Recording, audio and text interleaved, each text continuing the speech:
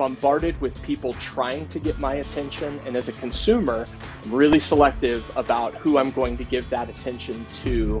And the burden really gets placed back on the brands to have a compelling story that's worthy of my attention as a consumer.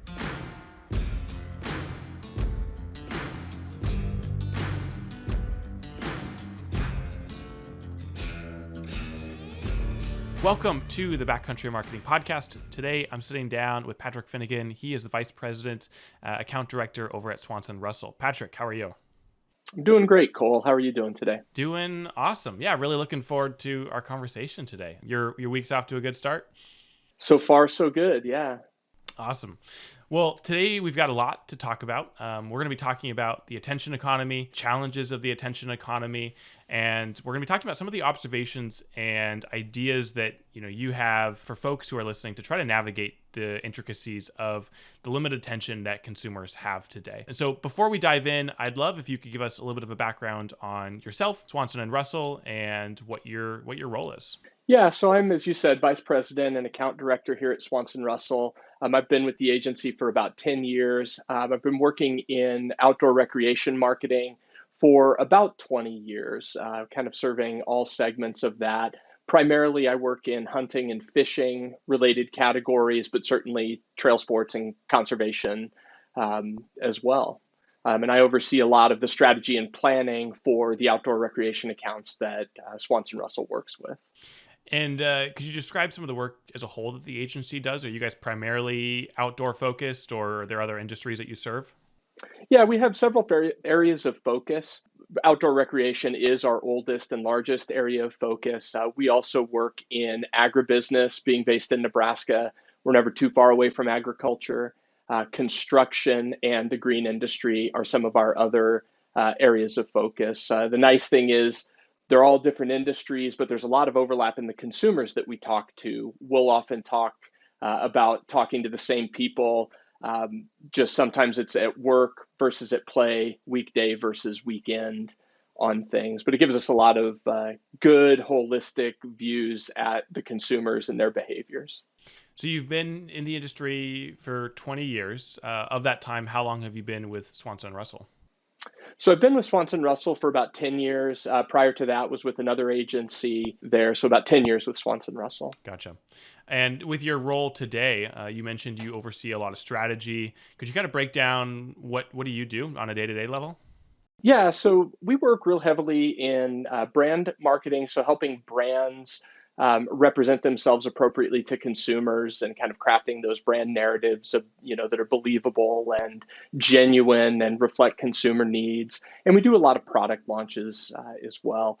A lot of our clients are manufacturers of equipment, and so product launches and that cadence is a really important one for our clients. And so we're constantly in planning cycles about how we bring new products to market in ways that are going to be impactful and relevant and meaningful to the consumers. So we spend a lot of time looking out at product pipelines going out several years in advance and kind of maneuvering the marketing scenarios that we see to be advantageous for those clients as they launch for the consumers. Gotcha. Interesting. I was trying to reflect back on this question that I'm going to ask you, and I don't have an answer for it, but I was curious, when was the first time that you ever heard the phrase attention economy? I couldn't place this for myself. Boy, I don't know that I could place it either, but I think it's become a much more popular term in the last maybe 5 years. I've heard it more and more frequently. I think the idea is not a new one, that it's been around for a long time. Capturing, share of voice and capturing share of attention's always been a big part of what marketing's about. But that phrase really has caught on in the last few years more notably. And when you hear that phrase, what are the first thoughts or images that come to mind? Yeah, I mean, I relate to it because I know how often I am bombarded with messages and bombarded with people trying to get my attention. And as a consumer, I'm really selective about who I'm going to give that attention to. And the burden really gets placed back on the brands to have a compelling story that's worthy of my attention as a consumer. So I'm always thinking through that lens and thinking through the lens of our consumers, and making sure that the stories and the narratives that we're building are worthy of the time and attention they're going to give to us. Yeah. Yeah, it's that classic position as a marketer. You're on one half a consumer and you're observing the world through your consumer lens, but then you're also looking at it from the client perspective and trying to you've got 2 feet in both camps. Isn't Yeah, it is. And I think it's important that, as marketers, we have empathy for what our consumers are experiencing on a day-to-day basis and the challenges that they're facing and the needs that they have. And I think that's a really important part of being successful with what we do on behalf of our clients and brands. So I'm going to bring up a stat, and I think I've talked about this before on the show because it's a very common phrase or idea that gets thrown around. But the stat is people are exposed to between 6,000 and 10,000 advertisements a day, which seems mind blowing. Yeah, it does seem mind-blowing, but also seems very accurate when, you look around at the world around you and see all of those touch points and just little hits of people trying to get your attention, trying to capture just for a moment your eyeballs. And so, out of let's say you're exposed to 6,000 ads today, Patrick, how many of them do you think you would actually remember or subconsciously file away? I think realistically, as a consumer, if I take away 5 or 10 of those, even subconsciously, I think that's pretty good. A lot of it kind of goes in one ear and out the other. And so I think it's a pretty small percentage that really has lasting power with our consumers if they see it one time. Repetition's important in there too, and building a stable of those touch points is really, really important. But I don't have much expectation that consumers are going to, remember one single instance of a message or something that we're pushing out to them. So when I read a stat like that, I think about the work that every marketer is trying to do, and it seems like the odds are severely stacked against everyone in this industry. If we're all fighting for those 5 slots where someone might actually remember something that they see throughout the day, it seems like it's a very difficult challenge to think about and piece together and overcome. When you think about this challenge of there's so much information, there's so much content and so much attention grabbing, what is the challenge for brands that you're seeing today, and how has it evolved over the last 20 years as you've been with the industry? Yeah, so I think the evolution's been really interesting. That for a long time, the outdoor industry's been very product spec heavy in how they communicate with consumers, which is pretty easy to ignore. And the evolution that I've seen has been one of how do we be more relevant to things that the consumers actually care about, and how do we connect with them on a more emotional level about a way that they think or feel or something that they believe in. If we can be relevant to those kinds of things, we have a much greater chance of being memorable in that sea of messages that they're being flooded with on a daily basis. The less relevant you are, the easier it is to just ignore those, bypass those messages entirely. So staying relevant to what a consumer's need is super critical and increasingly critical going forward. That evolution is not complete yet. It is still underway. Sounds like the key word there is relevance. Yeah. Relevance to a consumer need is, we talk about that all of the time. That's one of the marquee tests I run against a marketing problem that we're facing is how is this relevant to something that a consumer needs? I'm not as worried about what the brands want to say or what we as marketers want to say. What's the consumer need to hear? How do we stay really relevant to them about something that matters a lot to them? Do you feel like that's in part some of the key or the solution to fighting for that attention or sidestepping some of that attention? Yeah, absolutely. The people that get left behind are the people who either are not unique in what they're saying or not relevant to what a consumer need is. Those are the messages that get left behind, and those are a majority of the messages that consumers are faced with on a daily basis. They're not highly relevant, and they're not differentiated from other things that the consumers are being exposed to. So when you think about this from a brand's perspective and the need to be relevant for a consumer, what are some common challenges that a brand might face in trying to be relevant or trying to decipher how to be relevant or where to connect with their consumer? Yeah, one of the big challenges I see over and over again is that brands tend to be really focused around their products, the specs, the features, the functions of the products that they're bringing to market, and not as focused on what those products and features and specs actually enable the consumer to have as an experience doing the thing that they love doing. So I think that's probably the biggest challenge that brands face is how do we take this product, this thing that we are manufacturing, and turn it into an experiential thing for a consumer that transcends the physical thing that they're holding? How do we build community around it? How do we build relevance around it? How do we cultivate a culture around that product that actually can drive preference for the product and the brand itself? So how do you figure that out? What are some questions that you ask the brand as you're in a strategy meeting with someone? Yeah, so I think it starts really with the brand being very honest and somewhat brutal with themselves about who they really are, what they stand for, and how they define themselves and how they show up in the world. The brands that have a really good understanding of that tend to be ahead of the game there. Brands that don't have that figured out are at risk of having that definition created by someone else. The market will define you if you are not active in defining yourself and creating relevance for yourself. So that's always the first step, is making sure that the brand has a really clear understanding of what they're about and giving the consumers a reason to believe in that. And if that's the first step, is there a second? Is there a third step?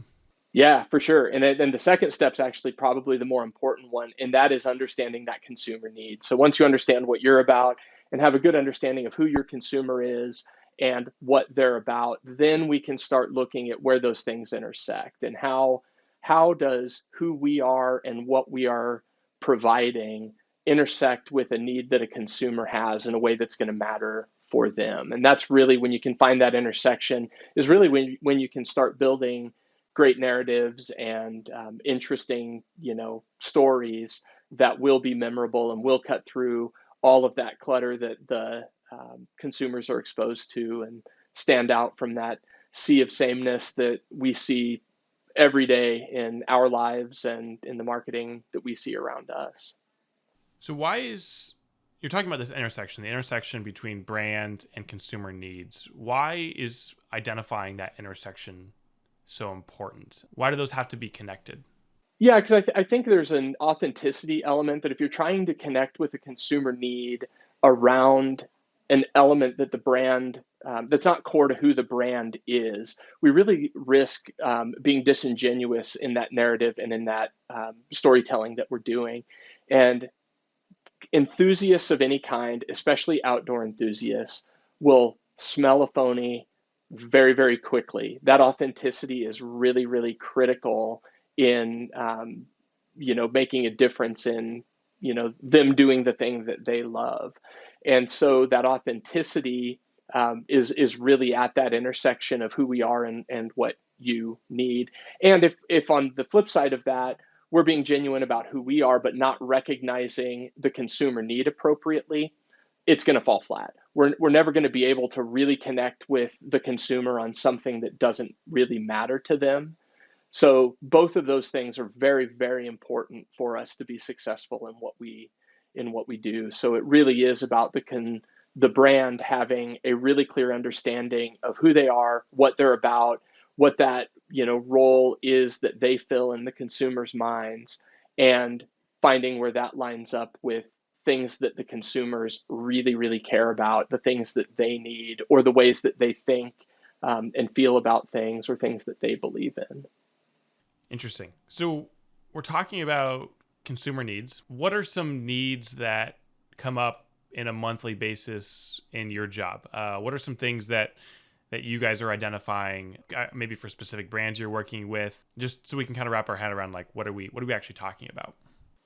Yeah, so they can be very functional needs. So Humminbird and Minn Kota are clients of Swanson Russell. We've worked with those brands for a long, long time.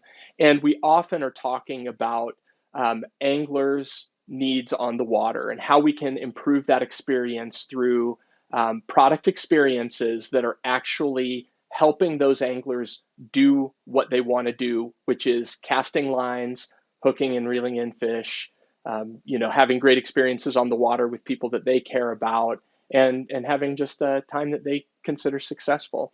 So finding those product features sometimes are really important to understanding how we fill those consumer needs when they intersect with something that a consumer really cares about. Sometimes consumers just want to feel like they're part of the club too. It's more about a cultural experience or more about a phenomenon in society where it's about how a consumer sees themselves and filling a more emotional need about being seen as a certain kind of outdoors person.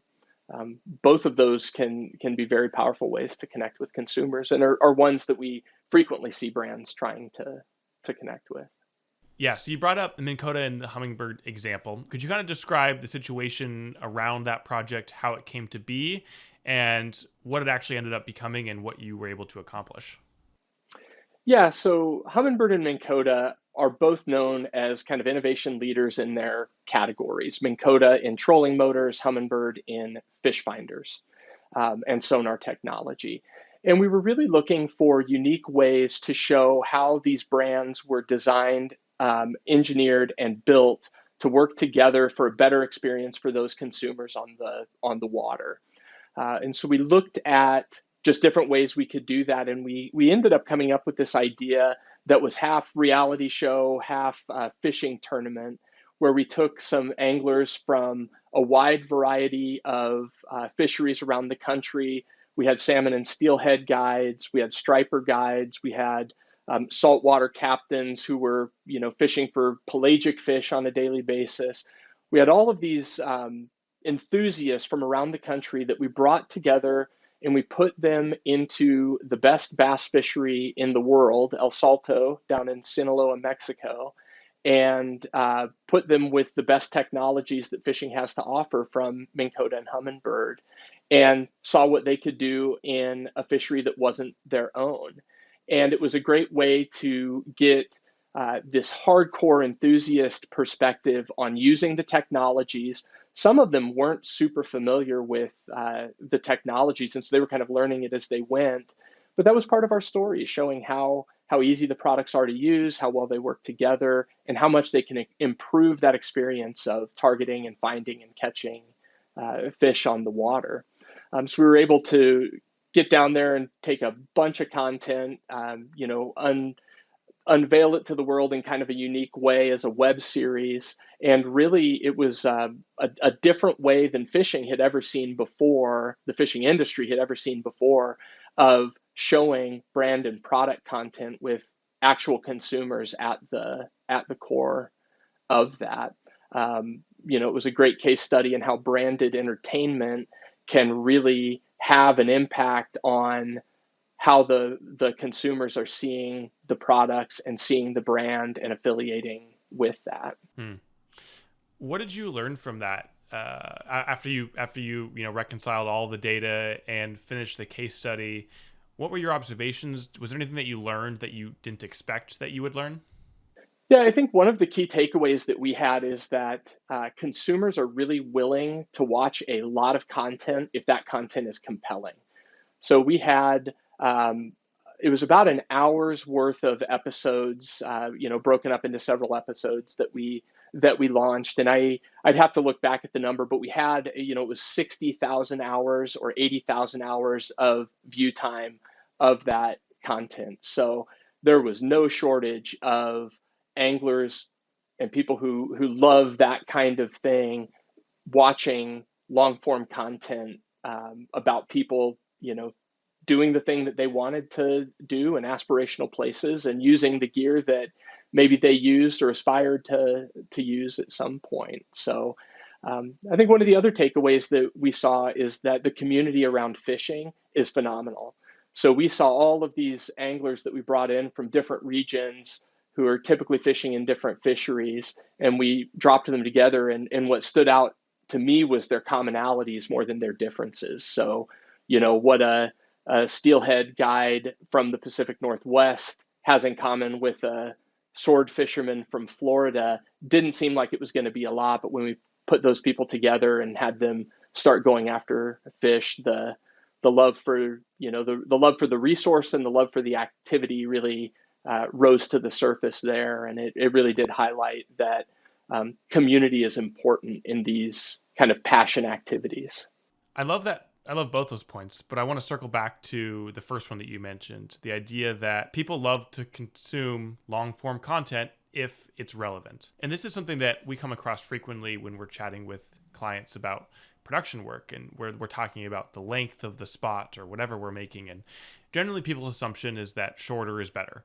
And I think it comes from that statistic that, humans have an attention span of like 7 or 8 seconds, like the equivalence of a goldfish or something like that. Right. At surface level, I tend to agree with that statement. But deep down, I also have this feeling and this realization that that's actually not true. Like, so if it's relevant, if the content is being presented in a format and at the right point in the consumer's interest, like, people will spend hours watching something that's intriguing. Of time. Yeah, absolutely. And I think, not all content is created equal, and short form content has its role, as does long form content. And I think we've seen that over and over again, that if the content is genuine, authentic, and relevant to something that a consumer cares about, they will invest their time in that. If it's not, we're lucky to get that 7 seconds from them. If our content's easy to ignore, it will be ignored. If it's not easy to ignore, people will consume it. How important is the aspect of timing when it comes to the consumer consuming content? Because obviously they need to be in the right mindset. They need to be in the right spot in their day. And that's all about timing, really. Talk to me about how you think about that aspect of it all. Yeah, there's timing on kind of the macro level and timing on the micro level as well. So going back to the One Boat Challenge, we actually announced that at the Bassmaster Classic of 2020 in March. And March of 2020 is when the whole world shut down. In fact, we were all leaving the Classic when everything was getting shut down. So we launched this long form content series right as everybody had a bunch of extra time unexpectedly. So timing really worked, to our advantage on a macro level there. But on the micro level, we see it all the time, that a well-timed email, a well-timed social post can really be impactful for those consumers who are at that point in their journey right then, which really shows how you have to cover the whole funnel from top to bottom of where people might be in order to make sure those needs are being met, and we're able to give them the information and the education and the awareness at the right point so that they can make an informed purchase decision that they feel great about. Yeah. All right, so I want to switch gears a little bit, and this is something else I've been thinking about. I'm curious to hear your thoughts on this statement. Do you feel like there's a difference between focus and attention? A difference between focus and attention. Boy, I'm not sure. I think attention to me is something, it's kind of where you're looking, where you happen to be investing your time or energy. And focus to me has an element of depth to it.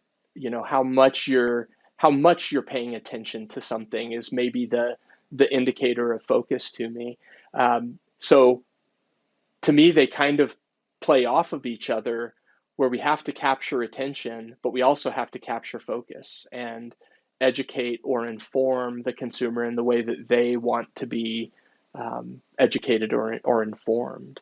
Getting the attention is just kind of the first step in that, and then giving them what they need once we have that attention is an important next step.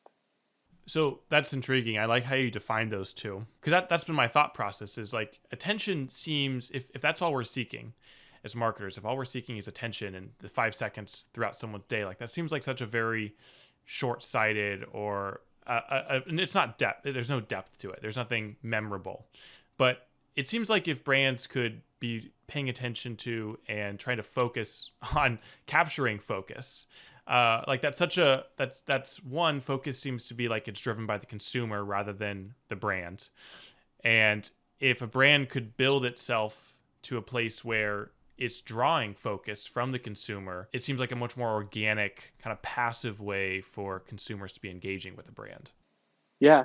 And I think it's not always going to be passive. There is active focus as well as consumers are diving in and learning about things that they care about and consuming those narratives and those stories that they want to hear. They can be a very active participant in that.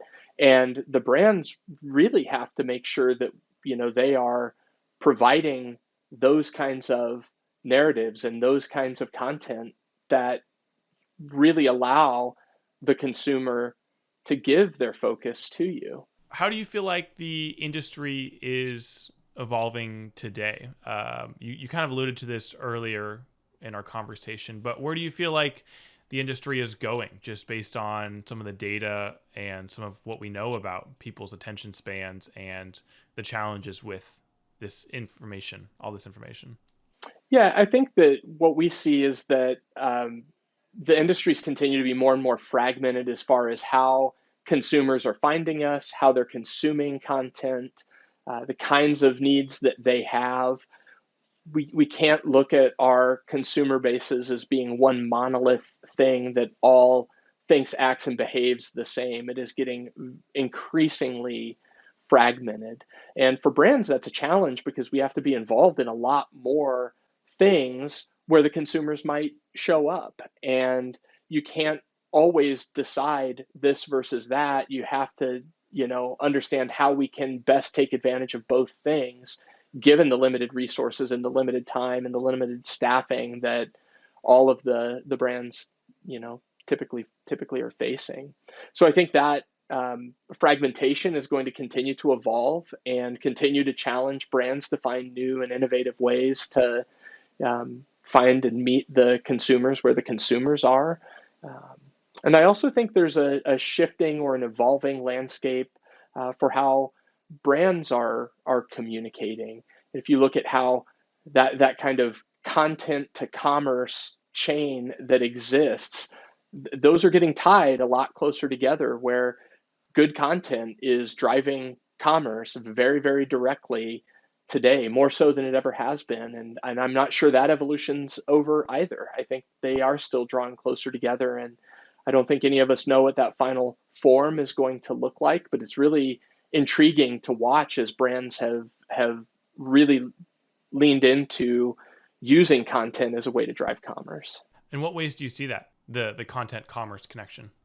Yeah, I think there are brands out there that their whole model is around that. So a brand like Meat Eater, for instance, they started as a content generation platform and have moved more into the commerce, but it's not two separate things. There's an entire merging of how their consumers look at that content and take part in the purchases that drive the commerce of that business. So it's a really intriguing one to watch, and I think there are some businesses like that is their entire business model. And there are others, more traditional brands, are looking at how they can capture a little piece of that. How can they use content to drive preference and ultimately commerce in there? I think you just gave us another episode topic: content, and commerce. That sounds like a great Yeah, deep dive. it is. um, I know just the guy for you too on that one. So you? yeah, no, Oh, there's another guy that would be great for that. So okay. All right. we'll take that one offline. We'll Yeah, set that up.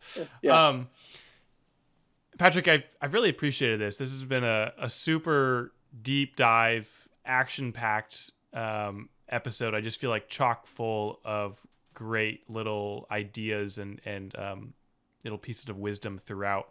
If you had to kind of sum all this up, what should agencies take away from this conversation? yeah. Always put the consumer at the center of what you're doing. Put their needs first, their wants, needs, desires, values. That has to be at the core of everything we do. We have to do that in a way that is authentic and differentiated from the ways that everybody else is doing that. And when we can find that union of things, we can find really meaningful, powerful connections that we're able to build between brands and the consumers. That is a two-way street and lasts a really long time. And I got to imagine the key to making that all happen, or one of the keys, is just the ability to listen and pay attention to your Yep. consumers. Listen, pay attention, understand, and frankly, be around your consumers.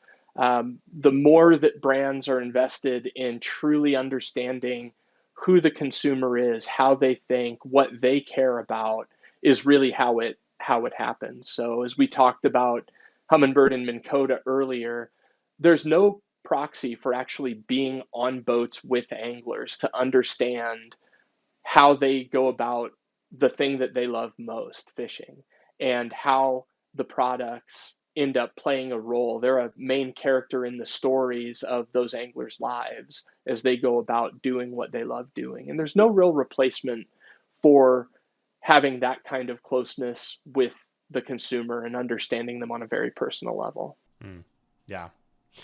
Patrick, if folks want to connect with you, or if they want to connect with Swanson Russell, where do you suggest they go to find you?